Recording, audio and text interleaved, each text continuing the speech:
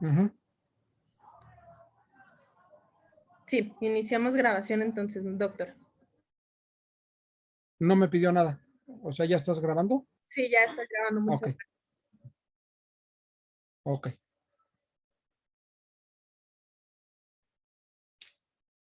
Bueno, bienvenidos nuevamente. Vamos a continuar. Em, a ver, la pregunta era acerca de,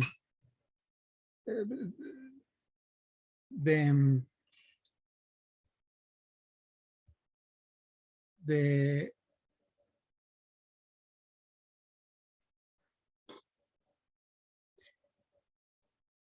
el examen médico. Esto tiene que ver con los actos de investigación.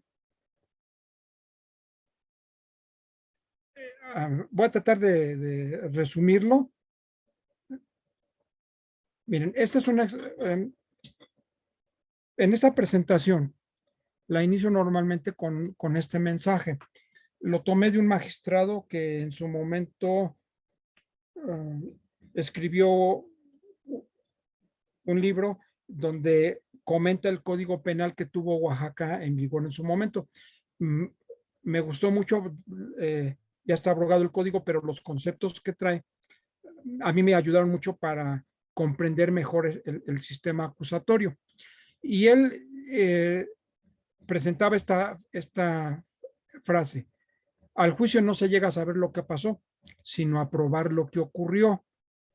Entonces nosotros, a diferencia de lo que ocurría antes, el Ministerio Público en especial, y en su caso la víctima en su carácter de coadyuvante, prácticamente deben de tener todo armado desde la fase de investigación inicial, y la complementaria pues ya nada más es propiamente para pulirla, y en su caso para esperar la crítica que pueda hacer al respecto la defensa, ahora que ya se le dio acceso pleno a los registros de la investigación.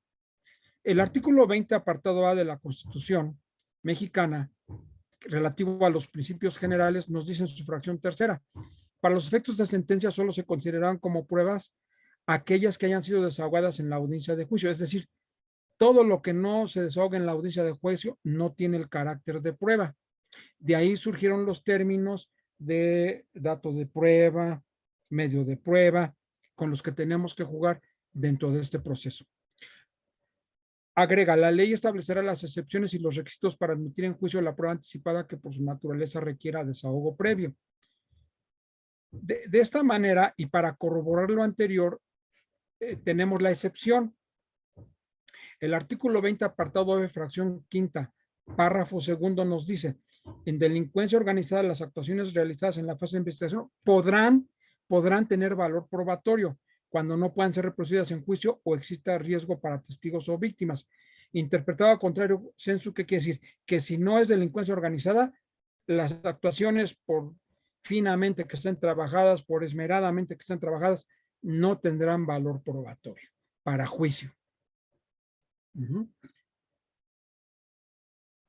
De ahí entonces vemos que el artículo 259 del Código Nacional de Procedimientos Penales, en su párrafo tercero, nos dice: los antecedentes de la investigación recabados con anterioridad al juicio carecen de valor probatorio para fundar la sentencia definitiva, salvo las excepciones expresas previstas por este código y en la legislación aplicable. Es decir, cualquier actuación practicada antes del juicio carece de valor probatorio para fundar la sentencia definitiva, salvo las excepciones. Para efectos del dictado de la sentencia definitiva, solo serán valoradas aquellas pruebas que hayan sido desahogadas en la audiencia de juicio, nuevamente salvo las excepciones. Entonces, para en audiencia de juicio dictar una sentencia definitiva, solo serán valoradas, o sea, solo serán tomadas en cuenta aquellos medios probatorios que hayan sido producidos, desahogados en la audiencia de juicio. Todo lo anterior no. Para rematar, el artículo 320, que incluso fue reformado después de la promulgación del código, y con ánimo de no dejar lugar a dudas, lo que ven en doble subrayado fue lo que se reformó. Lo que no está subrayado era tal cual. Les comento, las diapositivas que les presento cuando aludo a algún artículo, procuro que sea tal cual, sin ningún cambio o modificación, salvo los colores que le adorno o los subrayados o los resaltados, pero el texto es tal cual. Lo hago para fines didácticos. Artículo 320, valor de las actuaciones. Los antecedentes de la investigación y elementos de convicción aportados y desahogados, en su caso, en la audiencia de vinculación a proceso, que sirvan como base para el dictado del auto de vinculación a proceso y de las medidas cautelares, carecen de valor probatorio para fundar la sentencia. Aquí, ¿qué nos dijo el legislador? Que inclusive las diligencias practicadas ante el juez de control en el plazo constitucional o su ampliación, 72 o 144 horas, carecen absolutamente de valor probatorio para efecto de la sentencia en el juicio. Eso ya para evitar cualquier especulación o cualquier diatriba al respecto, porque incluso se decía que las diligencias practicadas dentro del plazo constitucional sí eran pruebas porque estaba reunida la trilogía procesal, porque funcionaba la inmediación, etcétera, etcétera. Bueno, pues aquí el 320 nos dice de manera tajante: los antecedentes de la investigación y elementos de comisión aportados y desahogados, en su caso, en la audiencia de vinculación a proceso, que sirvan como base para el dictado del auto de vinculación a proceso y de las medidas cautelares, carecen de valor probatorio para fundar la sentencia. Aquí, ¿qué términos muy en particular utiliza el Código Nacional? Antecedentes de la investigación y elementos de convicción. Habla de esos dos cosas. Dice aportados y desahogados. Se entiende que aportados son los que son incorporados a la carpeta y desahogados los que se hacen mediante se llevan a cabo mediante la inmediación, la presencia del juez. Bueno, este era el texto anterior al 320. De ahí me lo salto para no confundirlos, era antes de la reforma, que es el doble subrayado. Entonces, en la etapa de investigación, como técnicamente se dice, el Ministerio Público ya no recaba pruebas. Tengamos presente que en el sistema anterior teníamos un sistema biinstancial de producción de prueba, es decir, se producía prueba para dictar sentencia definitiva en dos momentos. Uno era en la averiguación previa y otro era en el juicio. Por eso incluso muchas sentencias soportaban el dictado de la misma con las diligencias practicadas en la averiguación previa, porque la ley lo permitía, porque lo recabado en la averiguación tenía el valor de prueba. El juez nada más debería de verificar que se cumpliera con ciertos requisitos formales como foliado, sellado, firmadas las actuaciones, tanto por el Ministerio Público como por su secretario, en donde fungían así, o por sus testigos de asistencia, en donde fungían así, ya fuera federal o fuero común según cada entidad. El juez verificaba que se cumplían esos requisitos formales y así en muchos casos testigos que no llegaban al juicio, el Ministerio Público mismo invocaba, señoría, dale valor probatorio al ateste que rindió en la averiguación previa, en virtud de que fue rendido por una persona mayor de edad, que fue protestada en términos de ley, que no se aprecia que se haya producido con mendacidad. Era el rollo que uno, perdón por la expresión, que uno incluía. Y con base en eso el juez le daba valor probatorio a esa diligencia. Sin embargo, ahora es uno de los cambios torales. Todo lo actuado, como acabamos de ver en los artículos resumidos, todo lo actuado en la etapa de inversión, para nada sirve para juicio. Entonces, consecuentemente, también debemos de cambiar nuestro vocabulario. Y aunque en el fondo es lo mismo, técnicamente ya no podemos hablar de que en la etapa de investigación se recaban pruebas. Ahora buscamos a través de los indicios y demás, como lo veremos más adelante, las evidencias. Entonces, en la investigación, la evidencia se busca, se encuentra y se preserva, que es la función que ahora hace el Ministerio Público como director de la investigación, auxiliado por sus brazos, que son la policía y los peritos. Y ahora los temas de inteligencia que hablan de un colaborador más. En el juicio, mientras, la evidencia se presenta ante el juez para probar el delito. Es decir, eso que se recabó en la etapa de investigación, se le lleva materialmente al juez a través de las formas permitidas por la ley, porque, por ejemplo, el cadáver no se lo llevamos. Entonces, ¿cómo se lo llevamos? A través del médico que practicó la necropsia de ley, a través del policía, del perito, que estuvieron en el lugar del hecho y se percataron de la presencia del cuerpo, en fin. En la investigación, por lo tanto, la evidencia es igual a un dato de prueba. En la etapa intermedia, esa evidencia, dato de prueba, migra a medio de prueba. Es decir, todo lo que yo recabé como dato de prueba, ¿cómo lo recabo? A través de técnicas o métodos de investigación. ¿Cuáles? Los que de manera enunciativa, más no limitativa, me detalla el código. Entonces, todo lo que recabo mediante esas técnicas y métodos se aterriza como dato de prueba. Ese dato de prueba en la etapa intermedia lo voy a ofrecer, o esa evidencia. Dicen los peritos, indicio es todo vestigio de un hecho delictivo, y palabras más, palabras menos. Y evidencia es cuando ese indicio ya lo procesó el perito, el científico, y entonces se convierte en evidencia. En la etapa intermedia, entonces, eso pasa a constituir un medio de prueba, y entonces lo debo de circunscribir a los medios de prueba que admite el código. Ya no tenemos un abanico tan amplio como teníamos en los códigos del sistema tradicional de medios de prueba, que hablaban de varios medios de prueba, tanto nominados como innominados: testimonio, confesión, inspección, reconstrucción, periciales, y bueno, muchos que se me van de momento de la cabeza. Ahora ya nada más nos habla prácticamente de 4 grupos de medios de prueba del Código Nacional. Bueno, y finalmente en el juicio, eso se convierte en prueba. Si se dan cuenta, todo es lo mismo.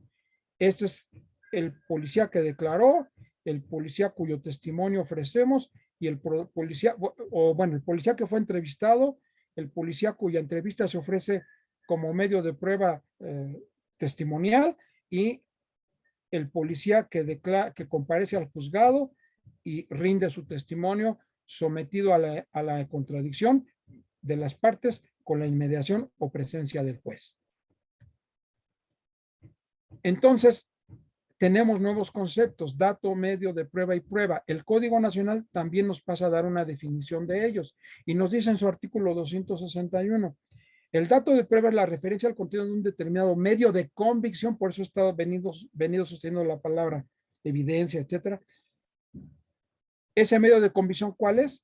Esa evidencia, ese indicio, ese rastro, esa huella, ese vestigio que no se le ha llevado al juez. Por eso dice, dato de prueba es la referencia al contenido de un determinado medio de convicción aún no desaguado ante el órgano jurisdiccional. Suprimí ahí una parte del artículo porque me interesa enfatizar los conceptos. En la siguiente diapositiva viene completo, y si no, ya lo revisen en el código o váyanme siguiendo ustedes con su código, que seguramente deben de tener a la mano. Siguiente párrafo. Los medios o elementos de prueba son toda fuente de información que permite reconstruir los hechos, respetando las formalidades procedimentales. Es decir, todos esos medios de convicción que yo le voy a llevar al juez, los debo de circunscribir en algún medio de prueba. ¿Para qué? Para que sean incorporados, sean desahogados en el juicio a través de las reglas de ese medio de prueba, que es la forma legal para poderlos considerar, para poderlos valorar. Tienen que cumplir con ciertas formalidades, como la formalidad para el testimonio, la formalidad para el documento, la formalidad para los objetos, para que el juez diga, ya lo vi, ya lo tengo, ya lo conocí, ya inmedié.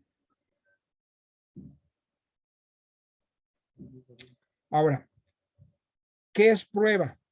Se denomina prueba a todo conocimiento cierto o probable sobre un hecho, que ingresando al proceso como medio de prueba en una audiencia y desahogada bajo los principios de inmediación y contradicción, sirve al tribunal de enjuiciamiento como elemento de juicio.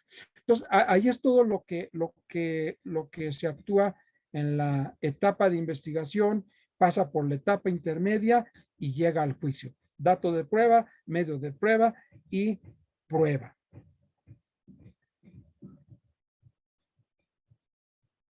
el dato de prueba es la referencia al contenido. Entonces, bueno, aquí es el texto completo. Ustedes revísenlo por ahí. La letra más pequeña es la parte que le había quitado en la diapositiva anterior y es nada más para, repito, fines didácticos, resaltar los conceptos. Bueno. Recuerden entonces que debemos de distinguir entre prueba. Prueba es el instrumento que se utiliza para llegar a la verdad de los hechos. Recuerden que también el artículo 20 constitucional nos señala en su apartado a fracción primera, si mal no recuerdo, el objeto del proceso y nos señala 4 objetos del proceso. El primero de ellos es esclarecer el hecho.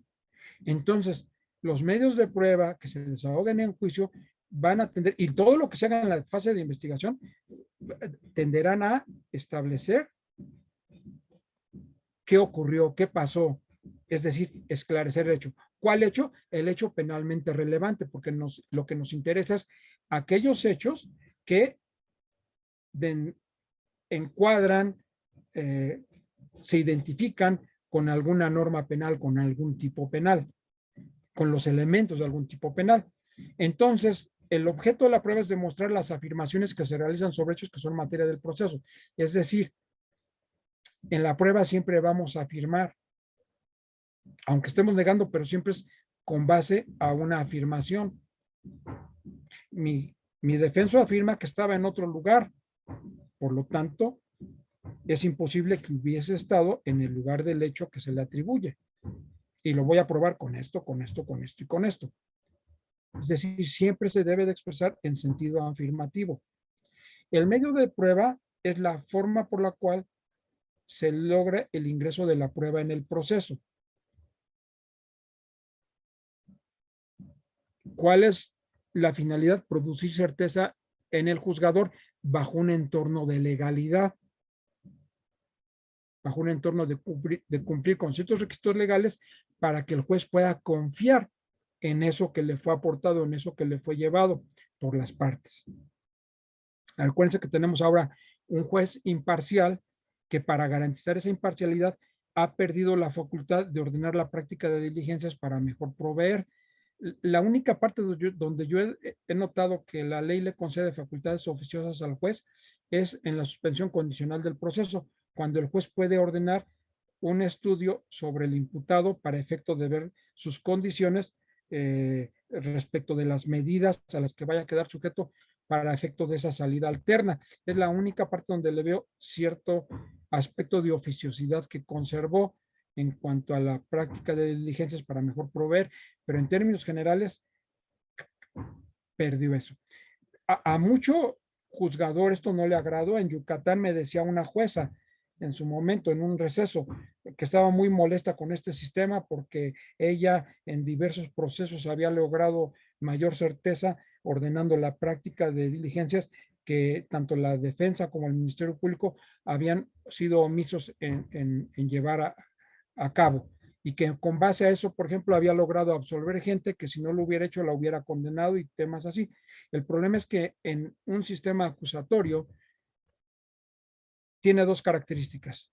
Una, quien te acusa es diferente de quien te juzga. Por eso es acusatorio, porque te va a acusar alguien distinto, no te va a acusar la misma persona. Y quien te investiga es diferente de quien te juzga. De ahí es cuando terminó que luego se satanizó, surgió el término de juez inquisidor. Se le decía inquisidor porque el mismo que te investigaba es el mismo que te acusaba. Los fiscales, los policías, por eso incluso se llamaba policía judicial, dependían del poder judicial, estaban a las órdenes de ellos, porque los jueces dirigían la investigación. Incluso en muchos países todavía se conserva esa figura del juez que instruye, que el juez que ordena la práctica. Y ya cuando se empieza el juicio, ya sea con jurados o como sea el estilo, lo que se hace es llamar a un juez diferente del que llevó a cabo la instrucción, del que dirigió en esa fase los actos de investigación. Bueno, espero hasta ahí vayamos más o menos con claridad. La prueba entonces tiene 3 aspectos: objeto de prueba, medio de prueba y órgano de prueba. De una vez destaco desde ahora, órgano de prueba siempre va a ser un ser humano, no puede ser una cosa, no puede ser un objeto, no puede ser un animal. Siempre el órgano de prueba será un ser humano. Llámese policía, llámese testigo, llámese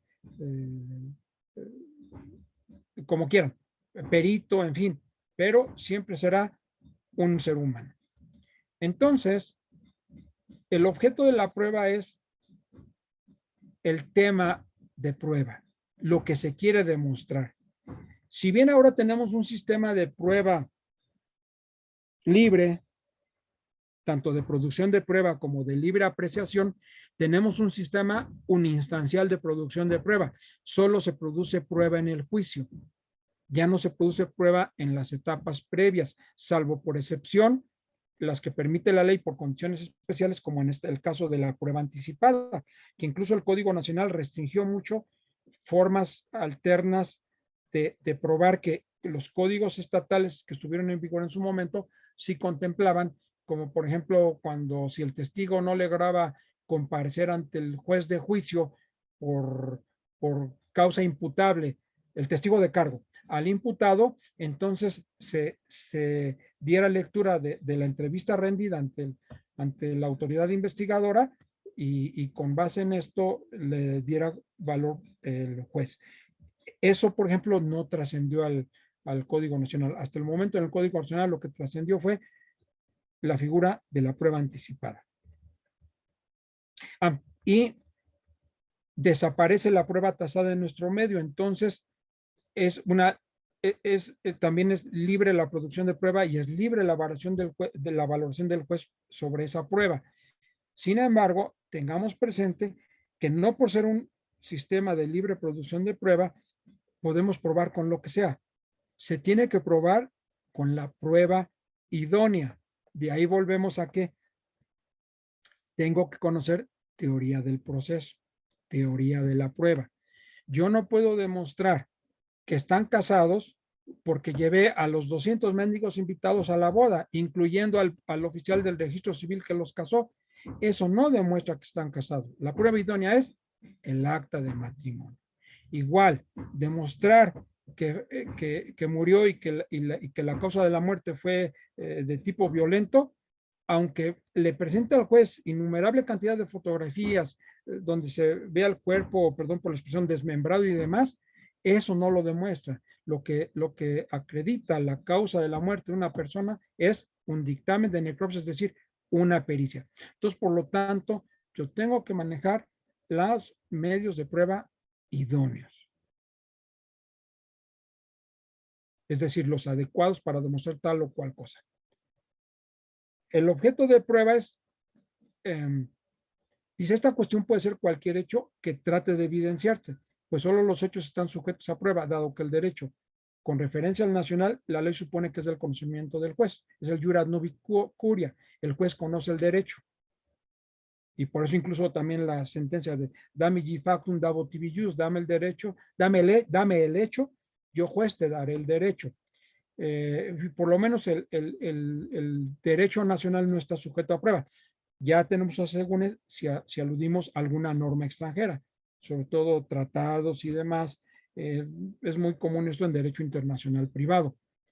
De esta forma, objeto de la prueba podrá ser la existencia de los elementos del tipo penal, si eso es lo que pretendemos acreditar, ese va a ser nuestro objeto de la prueba, o la inocencia del imputado en el caso de lo que pretenda la defensa. Eso es lo que voy a demostrar. Voy a demostrar que lo están confundiendo, que él no realizó la conducta, que él estaba en otro lugar distante, diferente al lugar que le atribuyen, realizó la conducta, o la existencia de alguna modificativa del delito, ya sea un agravante, un atenuante, o la conducta precedente del sentenciado, es decir, dependiendo de lo que yo quiera probar. Por eso incluso en la audiencia intermedia, en la etapa intermedia, cuando se presenta el escrito de acusación, se debe detallar los testigos sobre qué va a versar su ateste, o los peritos sobre qué va a versar su pericia, para saber cuál es mi objeto de prueba, qué pretendo demostrar con ello, qué pretendo alcanzar. Y así el juez y las partes, sobre todo la parte contraria, con base a la contradicción, verifiquen lo que tú pretendes y si realmente lo estás demostrando o no, y si ha sometido, reitero, a la contradicción. El medio de prueba finalmente es todo aquello que es útil al juez para formar su convicción. Es el instrumento que le permite alcanzar el conocimiento acerca del objeto de la prueba. ¿Y cuál va a ser ese medio de prueba? Los que reconozca la ley. Aquí es donde nos cambió el catálogo. Voy a abreviar un poquito. Nos cambió el catálogo de medios de prueba de manera muy drástica. Reitero, órgano de prueba va a ser la persona, ya sea el imputado, el ofendido, el defensor, el testigo, el perito, el policía. Incluso ustedes ven en el sistema anglosajón, por eso para ellos todos son testigos, empezando por el imputado. Para el sistema anglosajón, el imputado es un testigo, el perito es un testigo, le llaman ellos testigo experto, pero al final de ellos y con base a la oralidad, para ellos todos somos testigos una vez que ingresamos al proceso. Bueno, entonces, que quede claro, el órgano de prueba siempre será una persona, un ser humano, que nos va a proporcionar el conocimiento del objeto de la prueba. Ahora, por ahí, decía, si mal no recuerdo, Mancini, y esto a colación con lo de convertirse en órgano de prueba. Se denomina a la persona inculpado, ofendido, defensor, testigo, perito, policía, que aporta los datos de que se vale el juez para formar su convicción. Por eso ni el Ministerio Público en la averiguación previa ni el propio juez pueden figurar como órganos de prueba, aunque aún en los casos en que por sí se proporcionen el conocimiento del objeto de la prueba, por ser es decir, no son testigos, son receptores de la prueba. Y eso es lo que hay que redimensionar con todos esos tabús que se han creado de que si el MP va al lugar del hecho, se convierte en testigo. Entonces distinguimos básicamente para efectos criminalísticos rastros o huellas, indicios, evidencias y pruebas. De ahí que los rastros o huellas son los vestigios o señales impresos, dejados en forma consciente o subconsciente por los autores de un hecho a través de su accionar. Contacto de personas con personas, personas con cosas o cosas con cosas. Por eso también los principios que rigen la criminalística, el de intercambio, etcétera, etcétera. Por su parte, los indicios son los actos, hechos, circunstancias y efectos a partir de los cuales se puede inferir la existencia de otros hechos a través del razonamiento y la lógica. Y jurídicamente hablando, vamos a entender por indicio todo hecho cierto y probado con virtualidad para acreditar otro hecho con el que está relacionado. Es decir, vamos a armar como un rompecabezas, una concatenación. Las evidencias, por otra parte, son los medios que permiten la aceptación o rechazo de un hecho. Es decir, que lo hacen evidente, confirmándolo o desmintiéndolo. ¿Y de dónde viene todo esto? De testimonios, de objetos, como los objetos a través de la inspección de estos o a través de su examen pericial, documentos a través de su lectura, de su examen, antecedentes, etcétera, y demuestran, aclaran o confirman hechos. Deben de cumplir con ciertas reglas. La prueba debe ser pertinente, es decir, que pertenezca a los hechos, que se relacione con ellos. De validez, que sean adecuadas, suficientes y confiables, y de competencia dentro de parámetros físicos, psíquicos, legales, científicos, etcétera. Esas son las reglas que debe de cumplir todo medio probatorio, toda prueba. Que sea pertinente, que pertenezca al hecho, que sea válido, que sea lícito, que sea adecuado, que sea el idóneo, y su competencia, es decir, que cubra lo que se pretende. Finalmente se denominan pruebas en general a todo aquello que sirve para tornarnos cierta la verdad de una posición. Están integradas por conclusiones y resultados de los exámenes de evidencias que permiten confirmar o desvirtuar una hipótesis o una afirmación. Entonces, si partiendo del sistema acusatorio hablamos de datos, medios de prueba y pruebas, si el Ministerio Público ya no puede recabar pruebas o hacer uso de los medios de prueba técnicamente hablando en la etapa de investigación, ¿qué va a hacer? Y por eso es por lo que entonces se cambió el esquema de medios de prueba. Si ustedes revisan cualquier código del sistema tradicional, van a encontrar que los medios de prueba se detallaban en la fase del juicio, en la instrucción. Y por ahí siempre iban a encontrar un artículo, ya sea ahí o en la parte de averiguación previa, que decía, los medios de prueba previstos o contemplados por este código también podrán ser utilizados en la integración de la averiguación previa. Por eso el Ministerio Público utilizaba las reglas de los medios de prueba para integrar las averiguaciones previas. Lo único en lo que hacía uno diferenciación era, por ejemplo, en las inspecciones, inspección ministerial o inspección judicial. Inspección ministerial porque la practicó el Ministerio Público en la averiguación previa, auxiliado de su secretario o de sus testigos de asistencia. Inspección judicial porque ya se practicó en la etapa instructiva por el personal del juzgado. Recuerden que incluso a nivel juzgado los jueces ahora tienen la fe pública. En ese entonces la tenían los secretarios de los jueces, los secretarios de los juzgados. Bueno, aquí tenemos más conceptos sobre lo de prueba, pero esto, bueno, es respecto a los antecedentes de lo que ya debieron haber visto. No obstante, les facilitaré las diapositivas o una síntesis también para no perderles. Hace rato, y por favor tómenlo en el chat, el riesgo hay que, si no me dicen para reiterarlo, que si se salen del chat, luego se llegan a salir de la transmisión, luego ya no recuperan el chat, o si se están introduciendo en este momento a la presentación, entonces ya no lo tienen. Hace poquito antes de iniciar les anoté un número de celular. Me recuerdan que lo reitero antes de terminar la exposición.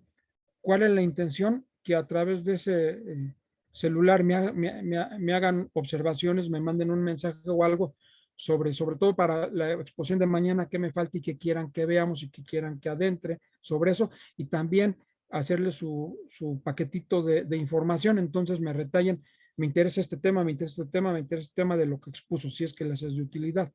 Bueno, la escala de valores probatorios queda conformada, por lo tanto, de la siguiente manera: huellas, rastros, indicios, evidencias, hasta llegar a pruebas. Entre evidencias y pruebas tenemos lo que llamamos, engarzándolo en lo que nos dispone el Código Nacional de Procedimientos Penales, datos de prueba, medios de prueba y pruebas. Aquí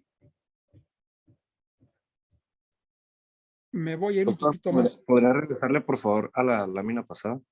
Un poco. La del semicírculo. Sí. Ok. Gracias. No, ¿Está? sí. Va.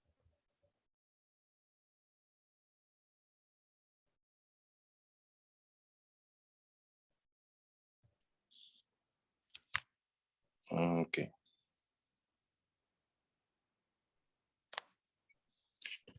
Ok, gracias.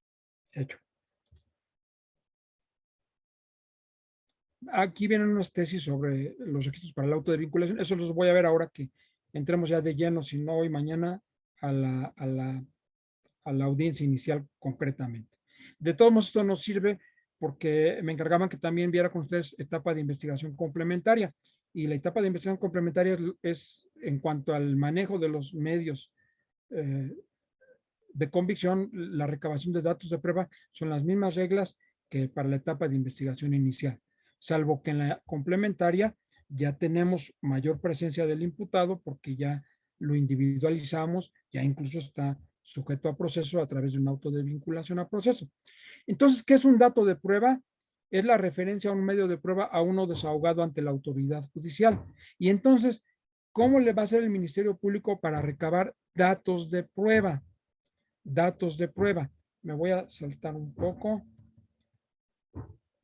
Y por aquí algo que le robamos en su momento al maestro Camilo, de un libro de él que queremos mucho, yo en particular lo apreciaba mucho, con su hermano Jesús, que en paz descanse, que le llamaba Ternurita cuando inicialmente lo exponía, que es una introducción al sistema acusatorio en gráficos. Bueno, ¿y a qué vamos? Como referíamos anteriormente, en la investigación vamos a recabar datos de prueba. ¿Cómo vamos a recabar esos datos de prueba o evidencias? Mediante técnicas actos, medios o actuaciones de investigación, ya no mediante medios de prueba, porque no recabamos pruebas. Entonces yo los recabo, que a final de cuentas es lo mismo, porque reitero, el mismo que fue entrevistado por la policía o por el Ministerio Público es el mismo cuyo testimonio se ofrece como medio de prueba en la etapa intermedia, y una vez admitido como medio de prueba es desahogado en el juicio a través de las reglas de la prueba testimonial. Bueno, entonces nos vamos a utilizar técnicas, actos, medios o actuaciones de investigación, mientras que en la evidencia, en el juicio oral se va a aportar mediante medios de prueba. Entonces, reitero, lo que yo recabo en la etapa de investigación, utilizo técnicas, actos, medios o actuaciones de investigación. Lo que yo le llevo al juez ya es mediante medios de prueba, porque en este sistema uninstancial es el único momento donde se produce prueba, y solo por excepción podemos producir prueba con anticipación a través de la, valga la redundancia, prueba anticipada, que son reglas de excepción. Y aquí es lo que en su momento le tomamos al maestro Camilo: la diferencia entre datos de prueba y medios de prueba.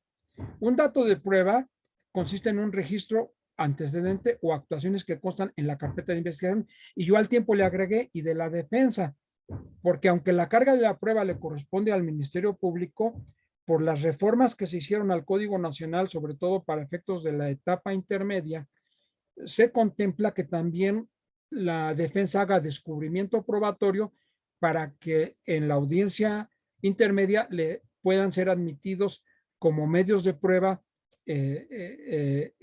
eso que ha descubierto. Y entonces le obliga a que la fase escrita de la etapa intermedia revele, descubra sus medios de prueba. Hay muchos que están en contra de esta postura, porque en esencia la carga de la prueba le corresponde al Ministerio Público, y que por lo tanto consideran que la defensa no tiene por qué, valga la expresión, enseñar la pierna antes de, es trastocar su estrategia de defensa del litigio. Sin embargo, es lo que nos dispone la norma, y por eso agregué y la carpeta que integra la defensa en la inteligencia de que mientras el Ministerio Público tiene obligación de entregar toda la carpeta de investigación, incluyendo lo que no va a llevar a juicio, incluyendo lo que no va a desahogar en el juicio, es decir, todo lo que arrojó la carpeta de investigación, positivo o negativo para efectos de su investigación. Supongamos que tiene 5 entrevistas y de las 5 hay una que no le conviene, entonces para efectos del juicio solo ofrece la testimonial de 4 personas, y esa quinta como que no existiera. Ya es a criterio de la defensa decidir si la lleva o no al juicio, y ella es quien la llama, quien la ofrece. Por lo tanto, si bien no la ofreció el Ministerio Público, sí tiene la obligación legal y ética de dejarla en la carpeta de investigación. Obviamente no le va a decir a la defensa: esto te conviene. Ahí está la carpeta, ya sea compuesta por varios tomos o por varias memorias, en fin, según como esté diseñada su reproducción. Y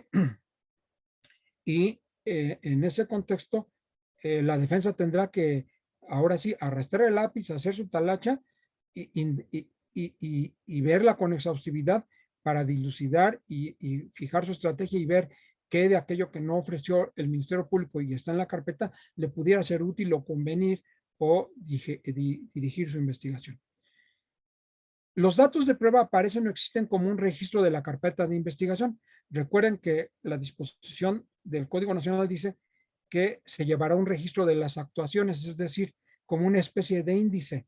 En la carpeta de investigación se irán registrando las actuaciones, debiendo de incluir ciertas formalidades, entre ellas el resultado de la diligencia, de la actuación practicada. No nos dice que las glosemos inmediatamente a ese índice. Y también agregamos que las actuaciones ante el juez de control, ¿cuáles? Las que se llegan a practicar, ya sea en prueba anticipada, ya sea la autorización para toma de alguna muestra donde hay oposición, o las que se llegan a practicar en el plazo constitucional. Los medios de prueba consisten en pruebas, como la testimonial, como la pericial, como la documental y material, y como otros medios de prueba, en donde vamos a agrupar todos los demás que antes nos daban los códigos, inspecciones, reconstrucciones, todo lo que el catálogo nos daba queda en este genérico de otros medios de prueba. Y esto es con arreglo a lo que dispone el Código Nacional de Procedimientos Penales. Es tomado estrictamente de él, porque si veíamos también las legislaciones estatales tenían ciertos matices que modificaban. Ahora, los datos de prueba, mientras que se anuncian en la etapa de investigación, en la etapa intermedia se ofrecen, ya no los anuncio, los ofrezco. Y como medio de prueba, ajustándolos al medio de prueba que les acomode. Los datos de prueba se practican como las entrevistas a testigo. Los medios de prueba se desahogan como los testimonios.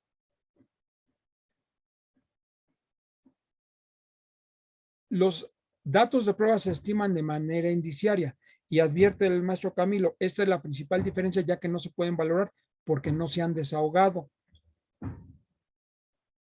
Mientras que los medios de prueba, como sostiene Camilo, se valoran en el juicio oral a virtud de que en audiencia se desahogaron.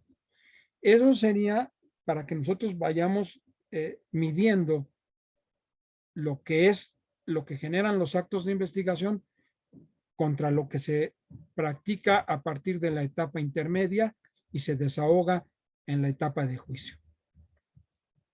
Y la podemos seguir enriqueciendo estas clasificaciones.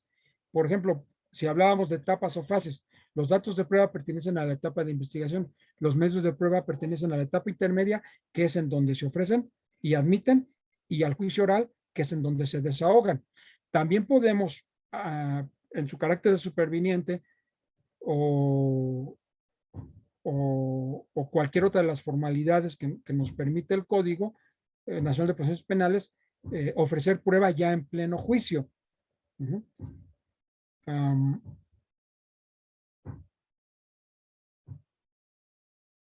Los datos de prueba se anuncian, los medios de prueba se ofrecen, desde luego en la etapa intermedia, a excepción de que se trate de prueba superveniente o la prueba de necesidad ignorada, hay que tenerla muy presente esa, que es cuando no la ofrecimos en su momento porque no la creímos pertinente, tampoco tiene el carácter de superveniente, pero ciertas circunstancias obligan a que la tengamos que ofrecer en juicio. Es como cuando en toda la investigación cierta persona reconoció que la firma que calza en X documento era suya. Por lo tanto, no había necesidad de cuestionar la validez de ella. Sin embargo, o la autenticidad de ella, perdón. Sin embargo, resulta que al rendir su testimonio ya en el juicio, se echa para atrás y desconoce esa firma.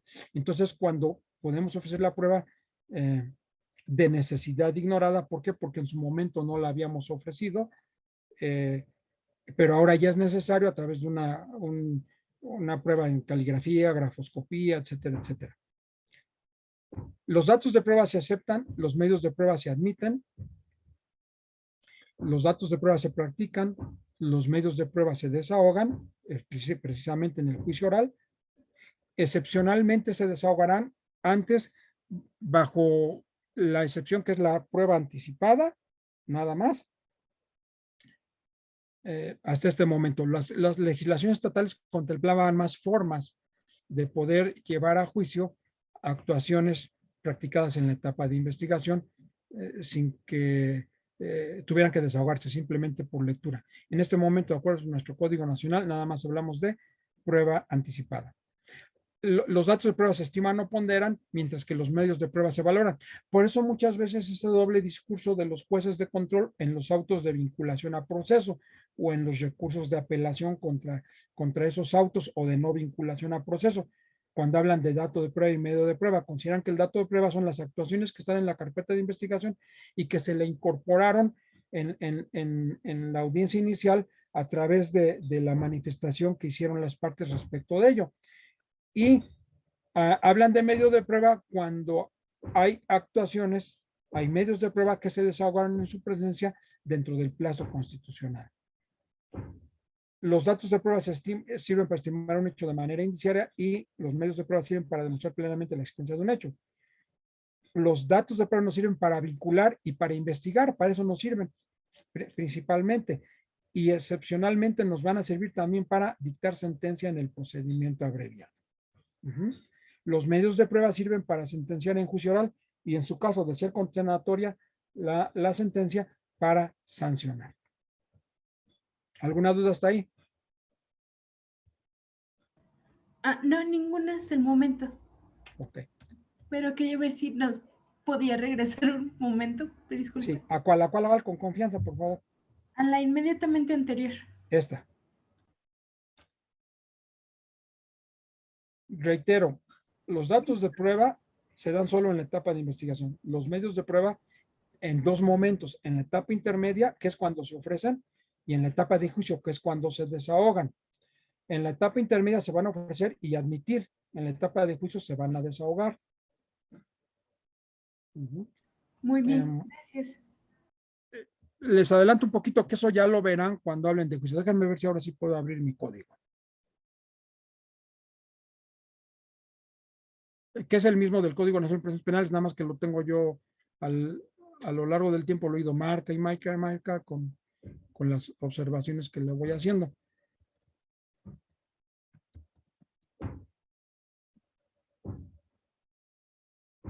Este artículo me gusta mucho para efecto de destrezas de litigio, forma parte de la etapa de juicio.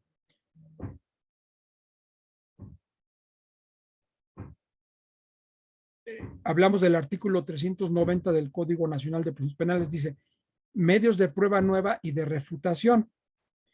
Generaba mucha confusión su redacción en los códigos estatales porque los habían revuelto. Afortunadamente, el Código Nacional se percata de ello y lo separa por párrafos para evitar dudas.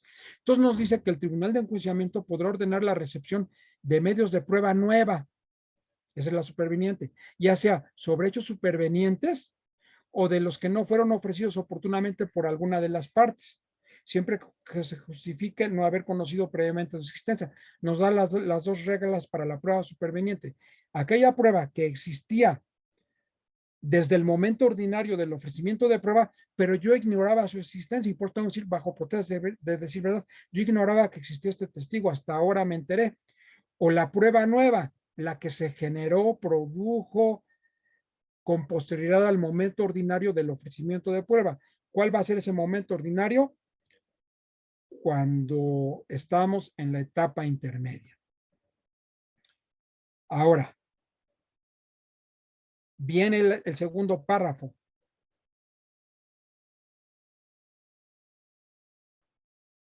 Perdón, me lo salté. Sí, segundo párrafo. Si con ocasión de la rendición de un medio de prueba surgiere una controversia relacionada exclusivamente con su veracidad, autenticidad o integridad, les decía yo, por ejemplo, el testigo que todo el tiempo reconoció como suya la firma o reconoció su escritura, en fin, y a la hora de comparecer en juicio se echa para atrás. Entonces, el Tribunal de Enjuiciamiento podrá admitir y desahogar nuevos medios de prueba, aunque ellos no hubieran sido ofrecidos oportunamente, siempre que no hubiera sido posible prever su necesidad. Es la prueba que el magistrado que les me refería de Oaxaca, León del Lago, utiliza, la prueba de necesidad ignorada. Porque en otras condiciones debió de ofrecerse desde el momento ordinario del periodo ordinario de ofrecimiento de pruebas. No es la prueba superveniente, es una prueba que tiene que ver con algo que respecto de un medio de prueba genera controversia porque se duda de su veracidad, de su autenticidad o su integridad. Y entonces se pueden aceptar nuevos por el Tribunal de Enjuiciamiento, nuevos medios de prueba, aunque no hubieran sido ofrecidos oportunamente. Siempre que no hubiese sido posible, o sea, hay que acreditar por qué no en su momento no lo ofrecimos, porque no era necesario. Finalmente, para concluir esta parte,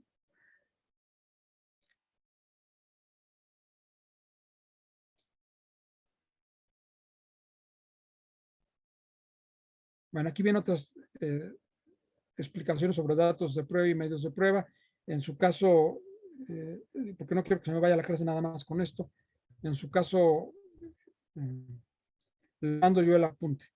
Y reitero, en el celular que les facilité, y lo voy a reiterar por si no lo captaron, les rogaría así muy especialmente durante la tarde de hoy, me manifiesten lo que desean para mañana, así como hacerles su paquete de información y tenerlo listo. Y en especial dudas en específico que tengan y que desde luego las pueda resolver su servidor, me ayudarían mucho, incluso para ver si de lo que llevamos en el despacho pudiera hasta generar algún material gráfico que les pueda ser de utilidad.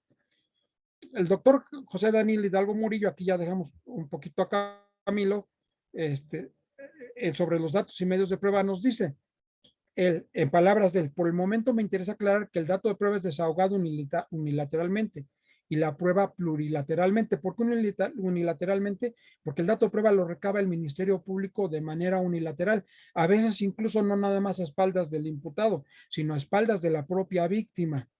Y está legalmente permitido, está realizando la investigación del hecho. La misma Constitución determinó que para tener éxito en la investigación, esta sigue siendo secreta y solo excepcionalmente tendrá acceso a la carpeta de investigación o a los registros de la investigación el imputado en las circunstancias que ya dimos cuenta al principio. Para empezar, cuando inicia el proceso, cuando está el proceso. Y por excepción, antes del proceso, porque está detenido, porque se le pretende entrevistar o declarar, etcétera, etcétera, etcétera. Es decir, son excepciones. Y si ustedes revisan el apartado C del 20 constitucional, van a encontrar que respecto de la víctima u ofendido, tiene derecho a ser informada, ¿eh? Ya lo tenemos que superar a través de el sistema convencional y demás, pero de momento el 20 constitucional nos dice que tiene derecho a ser informada cuando lo pida. Cuando lo pida. Esto hace que no tiene el deber el Ministerio Público de estarle constantemente informando, por lo menos de esa simple lectura, de lo que va actuando en la carpeta de investigación. Y además le dice informarle. El dato de prueba es información que recibe el oficial de policía o el fiscal del Ministerio Público. La prueba exige la inmediación del juez y la contradicción de las partes y prueba el hecho o circunstancia del mismo. Hay otra forma con otras palabras, con otro criterio y de otra persona, y que también no piensen que son palabras de uno, sino que nos remitimos a quién es la fuente para que ustedes valoren, aprecien, pues de dónde viene, ¿no? Y ustedes ya sepan si les convence o no. Bueno, concretamente, entonces, ¿cuáles son los actos o técnicas de investigación de los que yo voy a hacer uso para integrar una carpeta de investigación? Y que de alguna manera, así también podrá hacer uso la víctima o ofendido para aportarlos en la investigación o la defensa cuando desea que se aporten, que ya es una cuestión estratégica. Los actos de investigación están dirigidos a sustentar la acusación del Ministerio Público. Los actos de prueba están dirigidos a crear certeza en el juzgador para condenar o para absolver. Así entonces, son dos etapas distintas con metas distintas. Y entonces, ¿cuáles son los actos de investigación que se van a llevar a cabo? En términos del Código Nacional de Procedimientos Penales, esto es ya terminología estricta del código, tenemos que los actos de investigación son las inspecciones, los registros como las entrevistas, la toma de muestras, los aseguramientos y de manera genérica nos dice otros medios de constatación. Y los medios de prueba, como lo encontramos en la etapa de juicio del mismo Código Nacional, son prueba testimonial, prueba pericial, prueba documental y material, y luego la genérica, otras pruebas. Entonces nosotros tenemos que agrupar todos esos datos de prueba para efecto de su ofrecimiento en la etapa intermedia a través de cualquiera de estos cuatro, como prueba testimonial y las reglas de la prueba testimonial, como pericial y las reglas de la pericial, como prueba documental y material y las reglas que para ese efecto nos da el código, y la que nos deja como genérica, otras pruebas. Esos cuatro nos da esencialmente, ya no es tan acucioso en ello. Ahora, ¿cuáles son las técnicas de investigación? palabras propias que componen el Código Nacional y procuré en algunos casos ponerles el fundamento. Son técnicas de investigación, la cadena de custodia, el aseguramiento de bienes, instrumentos, objetos o productos del delito, la custodia y disposición de los bienes asegurados, el registro de los bienes asegurados. Voy a ir un poquito rápido porque son bastantes. Bueno, más lento, como me dijeron antes que me regañen. Los frutos de los bienes asegurados van en el orden numérico en que vienen en el Código Nacional. Así los vamos encontrando. El aseguramiento de narcóticos y productos relacionados con delitos de propiedad intelectual, derechos de autor e hidrocarburos. Todo forma parte del apartado en donde el Código Nacional nos dice técnicas de investigación.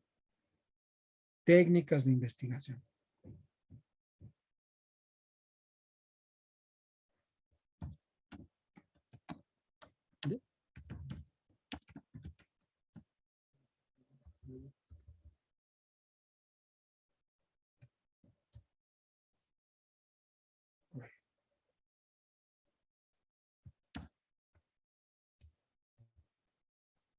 En el capítulo 3,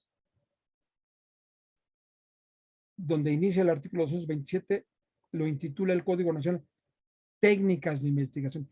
Y de ahí su servidor sacó lo que en diapositiva les estoy presentando. A partir de ahí nos hicimos el recorrido y entonces todas estas son las que encontramos. A partir de ese capítulo 3 como clasificadas como técnicas de investigación.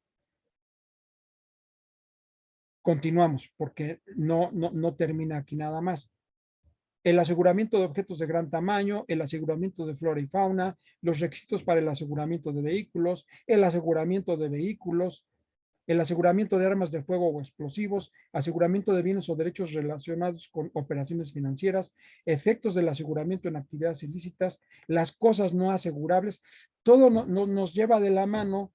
Ya nada más tenemos, recuerden que son normas generales para aplicarse a un caso específico o a un hecho concreto, y entonces uno ya debe de irlas aterrizando respecto del asunto en el cual se está investigando o respecto del asunto en el cual queremos como defensa generar contradicción, porque no se practicó de acuerdo a las formalidades que se exigen para esto, porque está afectado de ilicitud o de nulidad, y entonces ya promover los incidentes correspondientes en el momento adecuado o legal correspondiente. Las causales de procedencia para la devolución de bienes asegurados, la entrega de bienes, la devolución de bienes asegurados, los bienes que hubieran sido enajedados o sobre los que existe imposibilidad de devolver, el aseguramiento por valor equivalente, el decomiso,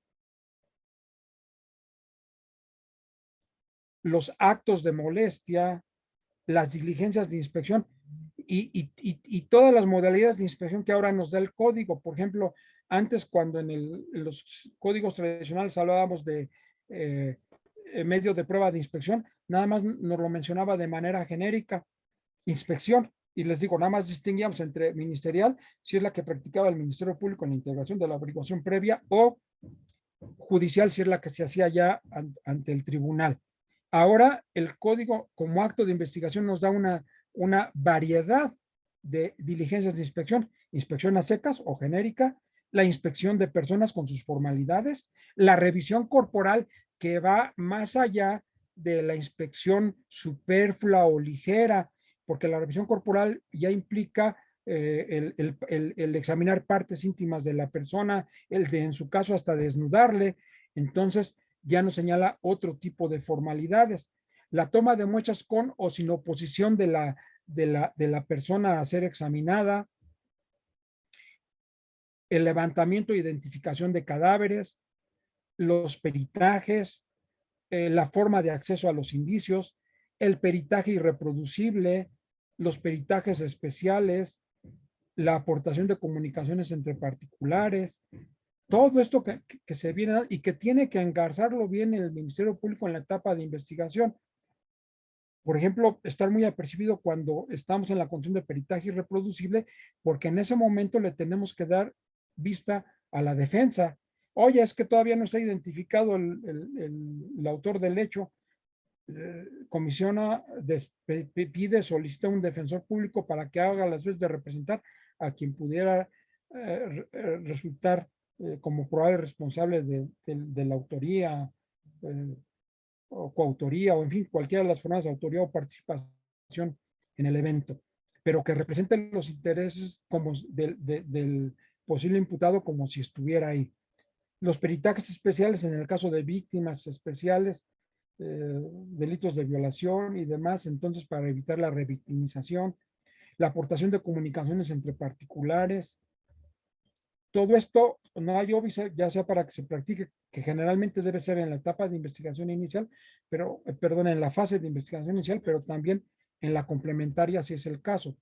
El procedimiento para reconocer personas, cuando hay pluralidad de reconocimientos, la identificación por fotografía, el reconocimiento de objeto y otros reconocimientos diversos. Y las reglas, por ejemplo, si yo tengo detenida a la persona contra la cual se va a hacer el reconocimiento o la tengo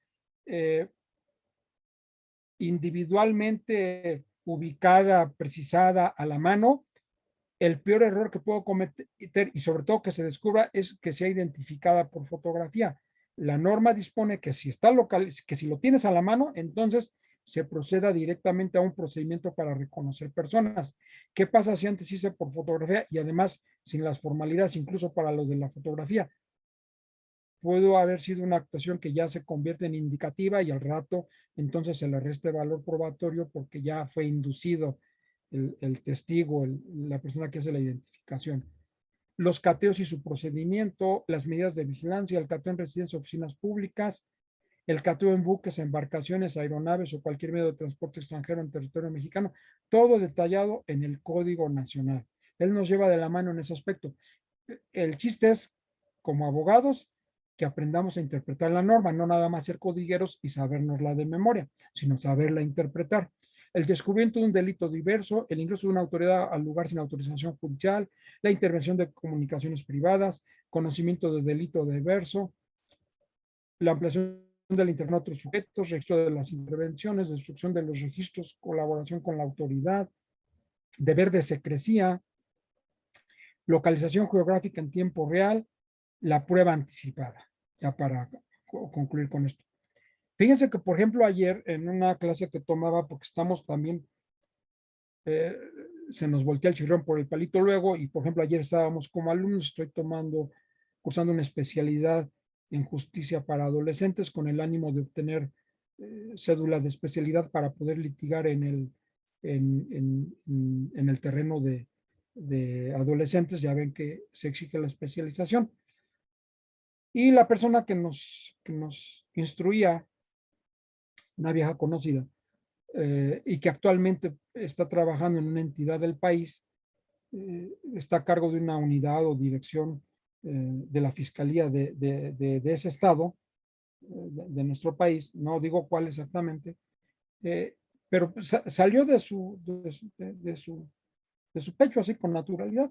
Dice que ella ha tramitado ante los jueces de control la autorización para acceder a documentación que está protegida por confidencialidad, por ejemplo, la de tipo financiero, y que pues los jueces le han autorizado el acceso, y han dado la orden, y a la institución bancaria o fiduciaria, en fin, a la que ha recurrido, pues le han permitido, y que así ha tenido éxito en varios asuntos.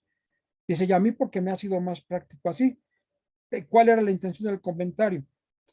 Que de entrada esto debe ser autorizado por un juez federal, en su caso, un juez de control federal, en su caso, se debe de pedir la colaboración a la Fiscalía General de la República por parte de la Fiscalía Estatal correspondiente para que sea un juez del orden federal quien lo autorice.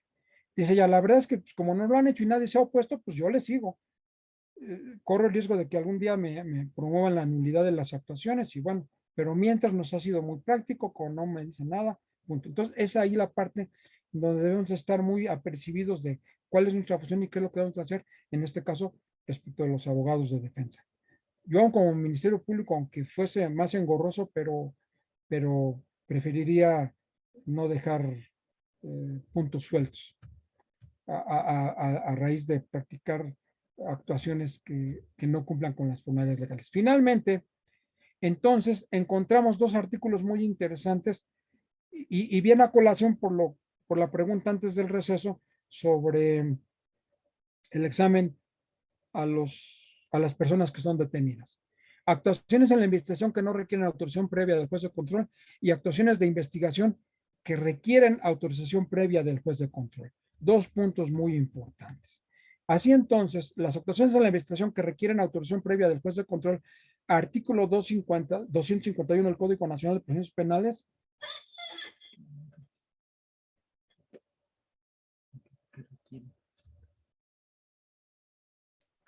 que no requieren autorización previa del control. Aquí me están haciendo algunas observaciones luego para ver que la diapositiva ya la están viendo ustedes. Disculpen. Entonces, ¿cuáles son las que no requieren autorización previa? La inspección del lugar del hecho o del hallazgo, la inspección del lugar distinto al de los hechos o del hallazgo. Los peritos les van a decir inspección en el lugar de intervención, porque no puedo a veces con certeza determinar si es del hecho o del hallazgo. Y entonces ellos de una manera más genérica y no meterse en problemas, dicen el lugar de intervención. La inspección de personas, ojo, la inspección de personas no requiere autorización previa. Y en particular va dedicada esta parte a las policías, lo vamos a ver. La revisión corporal, que esta ya requiere forzosamente dirección expresa de parte del Ministerio Público, si no es que autorización en un momento dado del juez de control. La inspección de vehículos, el levantamiento e identificación de cadáver, la aportación de comunicaciones entre particulares, el reconocimiento de personas. Todo debe ser de acuerdo a su contexto, ¿eh? Recordemos que, por ejemplo, la inspección Doctor, de vehículos puede reñir con un tema del cateo. Sí, perdón, ¿puede regresar un segundo nada más la diapositiva pasada? el anterior. Ahí está. Autorizaciones en la administración que no requieren autorización previa del juez. Es la continuación de esta.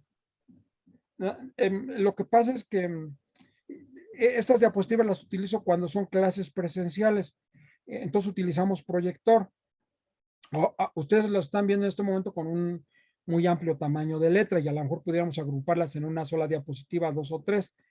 Pero repito, como son las que utilizamos para exposición cuando utilizamos los proyectores, a veces la letra sale muy chiquita y me choca de que luego hay compañeros que no les importa y así quieren que uno a 5 o 6 metros de distancia de donde está tomando la clase, pues alcance a ver uno los rasgos. Entonces yo, si se dan cuenta en mis diapositivas, casi todas tienen la letra muy grande. A lo mejor ahora si vamos a continuar con el sistema electrónico, pues ya las podemos presentar en un tamaño de letra, valga la expresión normal, porque al verla en la pantalla, pues la ven, la dominan fácilmente, a diferencia de cuando en una clase presencial la ve uno a gran distancia.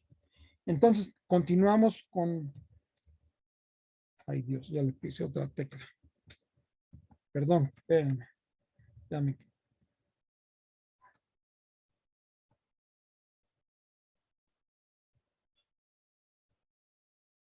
Aquí está. Hice otra tecla sin querer. Entonces, continuamos con el continuo del artículo 151, la inspección de vehículos, el levantamiento e identificación de cadáver, la aportación de comunicación entre particulares, el reconocimiento de personas,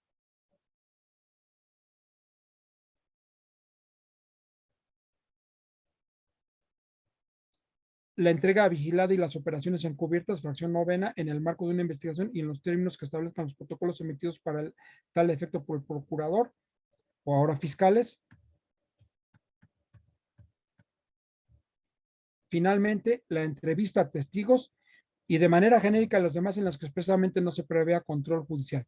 Todo aquello que no prevea control judicial, entonces no requiere autorización previa al juez de control. Un ejemplo de algo que no requiere control judicial es la dispensa de la necropsia de ley. No nos exige que deba de ser controlado judicialmente. Algunas ocasiones valdría la pena que sí estuviera controlado porque Y si se observa el artículo 16, que nos garantice que haya jueces que a la mano para que de manera inmediata y por cualquier medio resuelvan las peticiones, recordemos que la misma norma prescribe que en caso de muertes violentas por investigación de delito, no se permita la incineración. Y ha habido casos connotados en donde inclusive inmediatamente, antes de que incluso se concluya la investigación en sus inicios, se ha permitido. Por ahí, nada más noten ustedes en un evento acontecido hace poco, donde en un accidente de aviación, una caída de un helicóptero, fallecieron 2 connotados políticos de nuestro país. Y lo que me extrañó fue que todavía no agotada la investigación ni nada, se permitió la incineración de los cuerpos. Ahora, ¿qué sí requiere autorización previa del juez de control? Es decir, so pena de que entonces produzca una actuación nula, la exhumación de cadáveres, las órdenes de cateo, la intervención de comunicaciones privadas y correspondencia, y aquí en especial por la legislación que regula esto, la autoridad a la que me debo, judicial a la que me debo de dirigir para que controle esta petición. ¿Estamos bien hasta ahí? Sí, doctor. Voy. Vale, sí. Ya vamos a acabar. La toma de muestras de fluido. Ojo, a ver, aquí ya, mientras allá nos decía que la revisión corporal y la inspección de persona no requiere control judicial, aquí ya nos habla de cuando se vaya a tomar muestra de fluido corporal, vello, cabello, extracciones de sangre u otros análogos, cuando la persona requerida, excepto la víctima u ofendido, se niega a proporcionar la misma.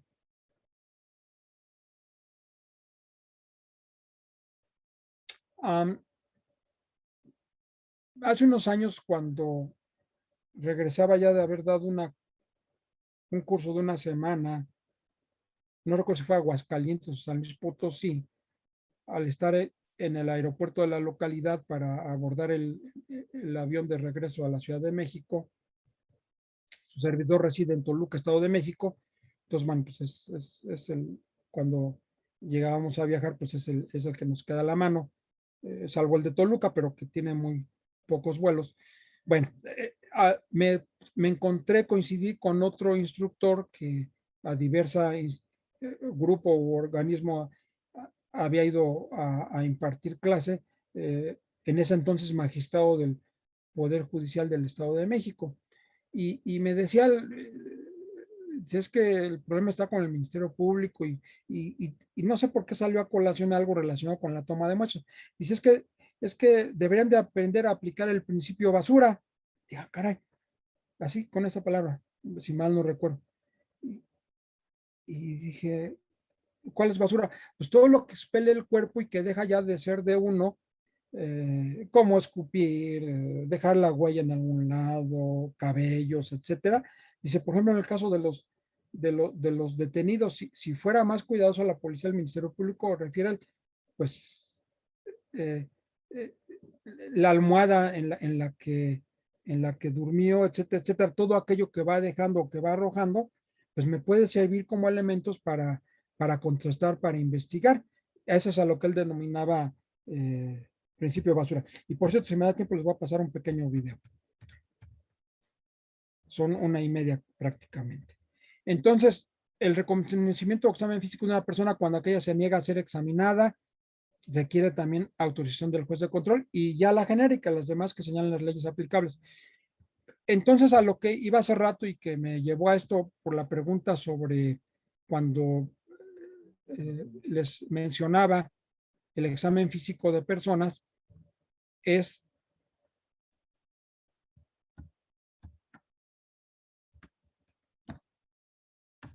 la inspección. Ahí están todas las que les presenté en diapositivas, aquí están todas en el Código Nacional y está, como les decía, el rubro actos. Fíjense, aquí es el capítulo 3, actos de investigación, no técnicas de investigación. También hay que ver en dónde el mismo código, nos da uno u otro catálogo. Tenemos catálogo de actos y de técnicas de investigación. Entonces, nos dice la inspección de personas, y ya estaba dirigida a la policía. Artículo 268. La policía podrá realizar la inspección sobre una persona y sus posesiones en caso de flagrancia. Entonces, aquí se le está facultando a la policía, y es lógico, porque haría absurdo tener que recabar una orden que incluso propiciaría que se altere, se pierda la evidencia que se busca en el cuerpo de la persona, se deshaga de ella, en fin. Entonces, en la emisión de los delitos, la policía podrá realizar la inspección sobre una persona y sus posesiones en caso de flagrancia. Acuérdense que es con lo que al inicio les decía, esa es la excepción. La regla es que tiene que ser orden escrita de la autoridad competente, que establezca y motive la causa legal del procedimiento, etcétera, etcétera, ¿no? Que ahora también ya con las reformas legales, esa orden puede ser por cualquier medio que pueda ser reproducible, y ya no nos encarpeta bajo nada más lo estrictamente escrito. O también cuando existan indicios de que oculta entre sus ropas o que lleva adheridos a su cuerpo objetos o productos relacionados con el hecho considerado como delito, que se investiga.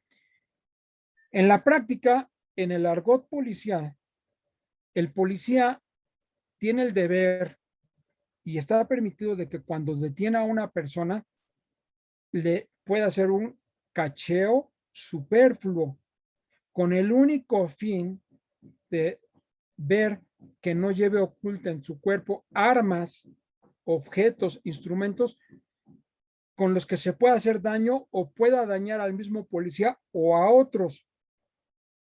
Entonces es una excepción que, de acuerdo a la lógica, lo permite, más la de ya en caso de flagrancia, buscar en el cuerpo de la persona los objetos, efectos o instrumentos del delito.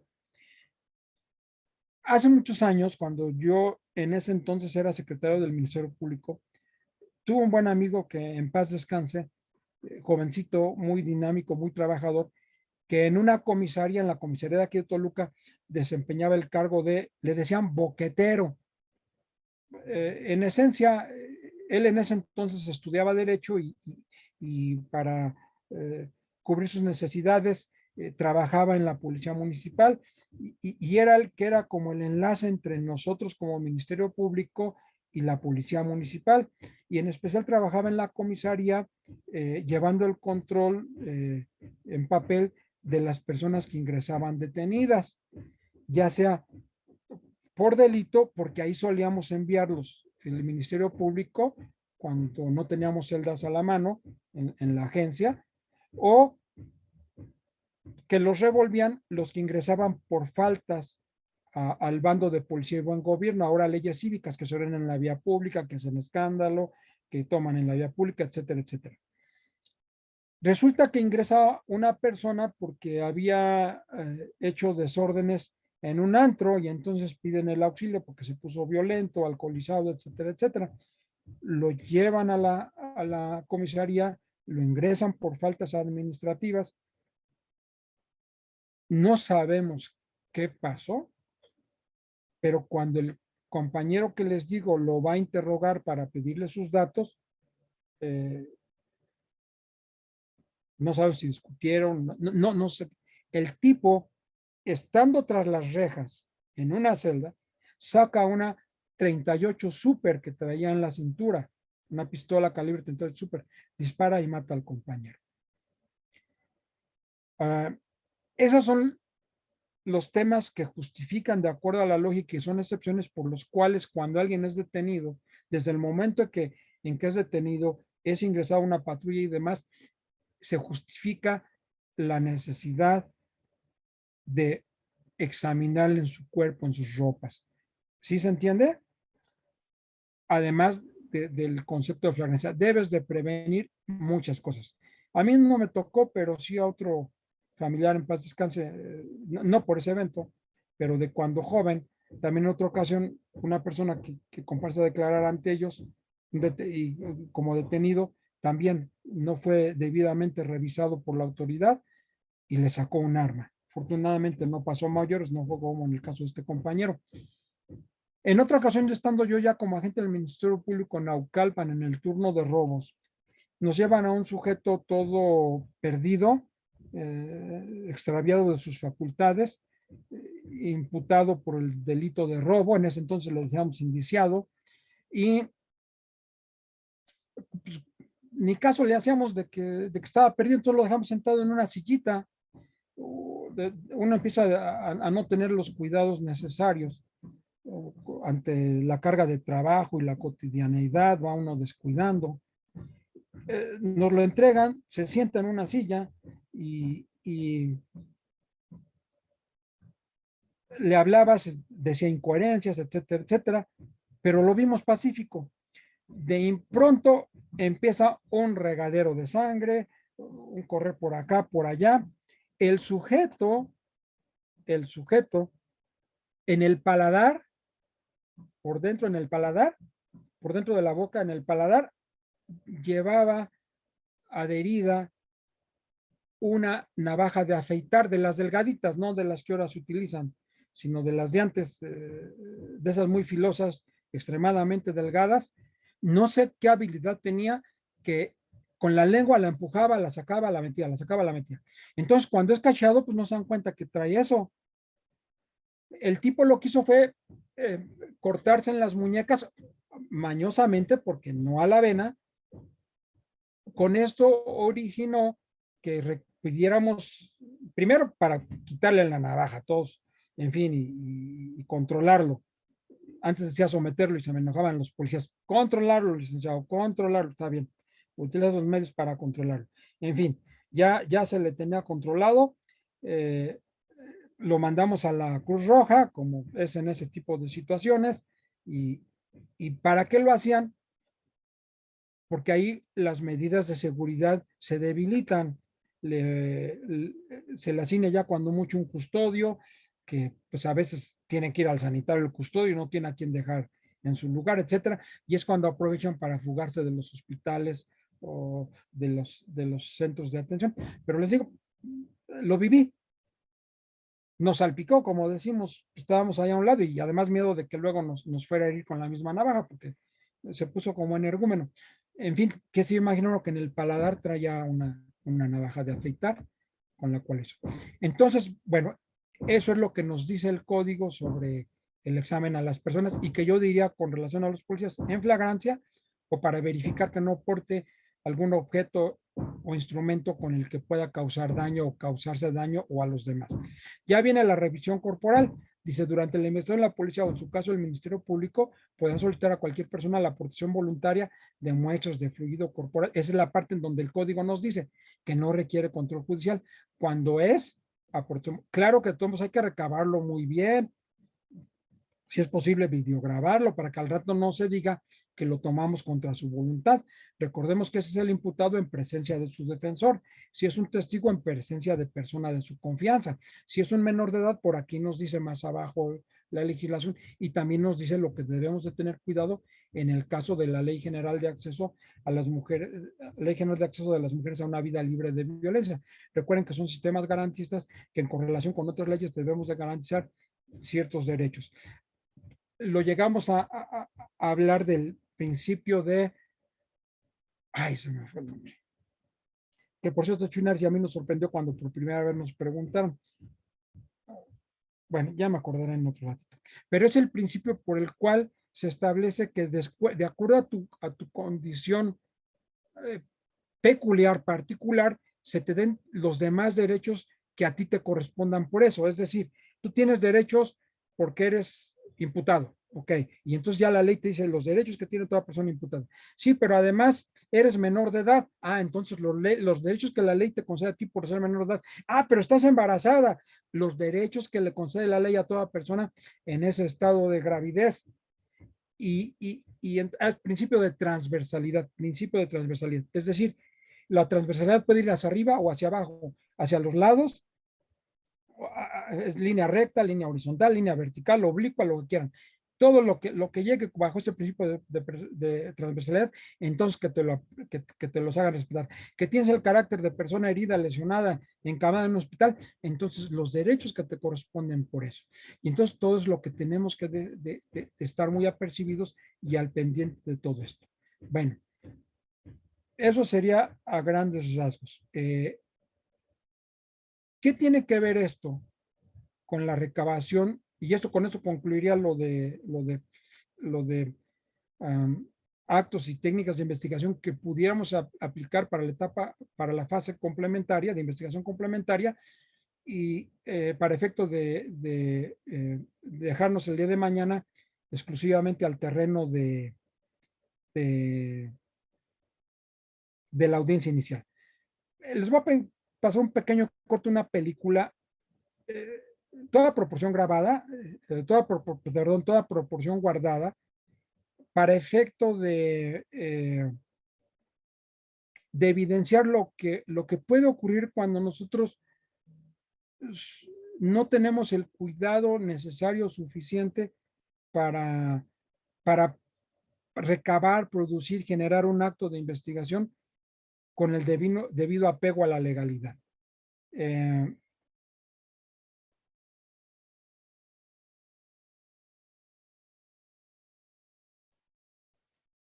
Déjenme subir el video. Pues aquí, ¿cómo lo hacemos? Ahí. Me avisan, por favor, si el audio es lo suficientemente perceptible, sino para intentar otro modo. Tarda un poquito en entrar el audio.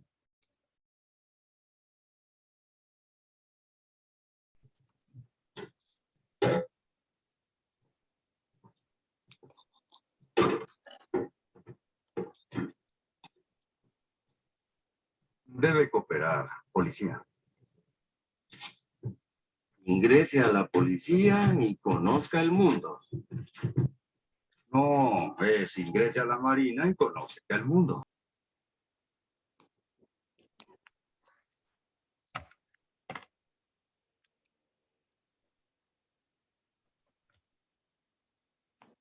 Como ven,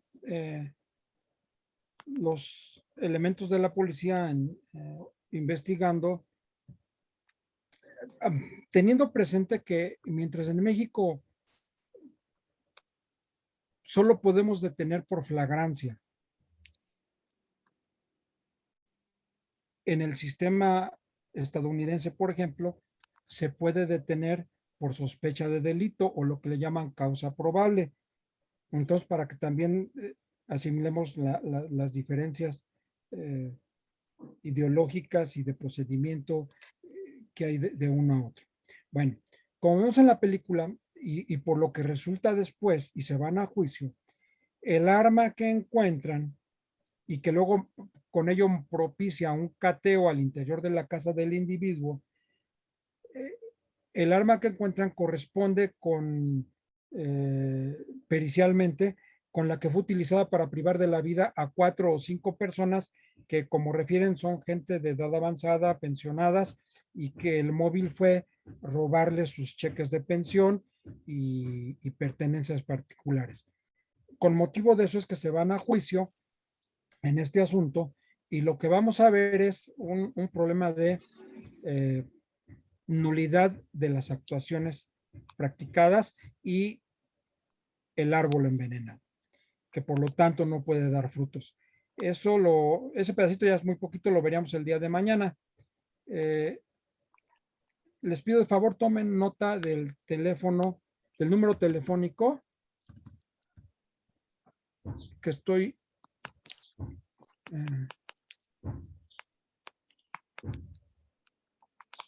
dejando en el chat, y es con lo siguiente.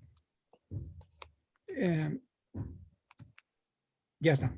Si son tan amables de mandarme un WhatsApp o en el correo electrónico que les di, con la intención de que me indiquen mañana en especial alguna inquietud que tengan para podernos ir más rápido y yo ya tenerlo yo preparado, porque todavía se me dificulta un poquito manejar estos sistemas.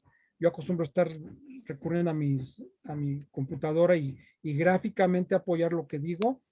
Pero bueno, como hace rato que no tenía arriba el código, por ejemplo.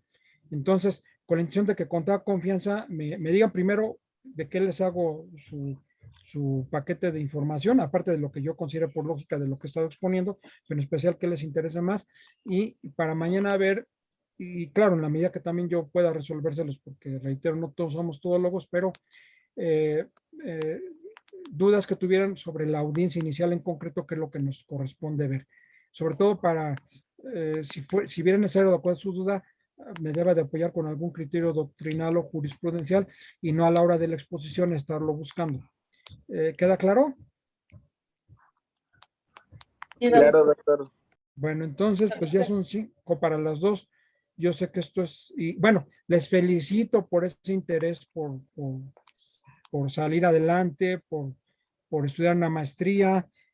Sé que afectan mucho a veces a nuestros familiares, pero es la única manera de a veces cuando ya está uno trabajando y eso, pues encontrar un resquicio, algo para seguir mejorando, para seguir instruyéndose, para seguir capacitándose, aún con, a lo mejor los han de ver sus hijos, quienes sean papás, sus parejas, sus esposas, eh, pues, por ejemplo, sobre todo mañana que domingo, que como aquí en clase, ¿no? Pero bueno, eh, siempre hay que darnos tiempo para todo y procurar crecer, procurar ser mejor cada día. Y esto es parte de ello, estarnos preparando. México necesita mejores profesionistas, mejores servidores públicos y esto nos va a ayudar mucho. Así es que espero sus mensajes para orientar. Mañana empiezo directamente con la audiencia inicial y todas sus fases y ya los que nos sobre de tiempo para aclarar dudas y demás. Por mi parte, por el día de hoy es todo. Es cuanto. Que tengan una buena tarde, que descansen, que estén bien. Muchas gracias, buen provecho. Muchísimas Igualmente, gracias, doctor. Buenas Doctor, buen tardes. día. Gracias. Muchas gracias, Les doctor. recuerdo Buen que día. el día de hoy tenemos el link de la clase. Por esta ocasión va a estar dividido en 2 secciones. Entonces, para que busquen la parte 1 y la parte 2 de la clase. Y también les agradezco que pongan en el chat del grupo su nombre completo para la asistencia. Que tengan un excelente fin de semana. Muchas gracias, doctor. Mañana nos vemos. Gracias. Mañana nos vemos. Buenas tardes. Buenas tardes.